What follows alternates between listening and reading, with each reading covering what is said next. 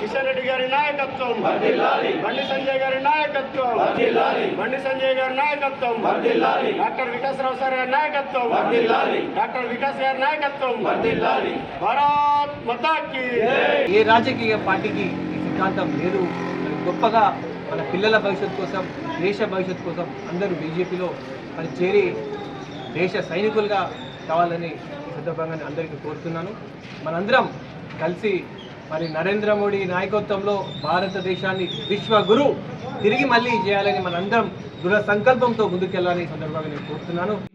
మీరు గుర్తుపెట్టుకోవాలి, అటల్ బిహారీ వాజ్పేయి గారు పార్టీ ఆవిర్భావ సభలో 1980లో అప్పుడు జనసంఘ్ నుంచి బీజేపీ స్టార్ట్ అయ్యే టైంలో వారు చెప్పడం జరిగింది. భారతీయ జనతా పార్టీ కార్యకర్తలు అందరికీ అడ్రస్ చేస్తూ సంఘటన, సంఘర్ష్ और సంరక్షణ. సంఘటన అంటే మన ఆర్గనైజేషన్, సంఘర్ష్ అంటే ప్రజా సమస్యలపై స్థానికంగా మీరు పోరాటాలు చేయాలి. అప్పుడే కొంత సభ్యులు వస్తారు, పార్టీకి ఉనికి ఉంటుంది. సంరక్షణ అంటే సేవ. ముఖ్యంగా కోవిడ్ సమయంలో ఎన్నో సేవా కార్యక్రమాలు దశరథ్ రెడ్డి గారు చేసింది కాబట్టి ఈ రోజు మనకు మంచి పేరు వచ్చింది. అంబులెన్స్ పెట్టినాము. అలాగే గ్రామాల్లో మీరందరూ ఎల్లప్పుడూ గ్రామస్తులకు అందుబాటు ఉండి సేవ చేస్తేనే పార్టీకి ఉనికుంటది. అదే చూసి వారి మెంబర్షిప్ ముందుకు వస్తారని మీరు గుర్తుపట్టాలని. సేవ, సంఘర్ష్ और సమృద్ధి और సంఘర్ష్ ఇవన్నీ మీరు సిద్ధాంతం పట్ల ప్రజలకు అవగాహన తీసుకురావాలని సందర్భంగా చెప్తున్నాను. ఇవాళ మనం చూసుకుంటే పార్టీలు కనువలు మారుతున్నారు, దాంతో గొడవలు కూడా జరుగుతున్నాయి. కానీ చాలా మంది సిద్ధాంతాన్ని కట్టుబడి ఉన్న పార్టీ బీజేపీ.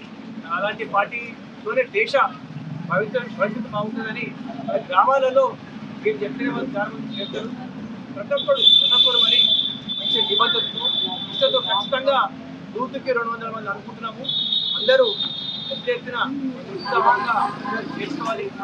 రాబోయే రోజుల్లో భారతదేశాన్ని విశ్వగురు నరేంద్ర మోడీ గారు చేసే దిశలో పనిచేస్తున్నారు. మనం కూడా మన వంతు బాధ్యతగా గ్రామాలలో ఎక్కువ మంది పార్టీలు చేస్తే వారి నాయకత్వం బలపీతం అవుతుంది, దేశాన్ని మనం సేవ చేసినట్టు అవుతుంది. కాబట్టి మనందరము ఈ ఉద్యమంలో మనం కట్టుకొని ముందుకెళ్ళి ఎక్కువ మంది చేయాలని మనం చేసుకుంటున్నాను.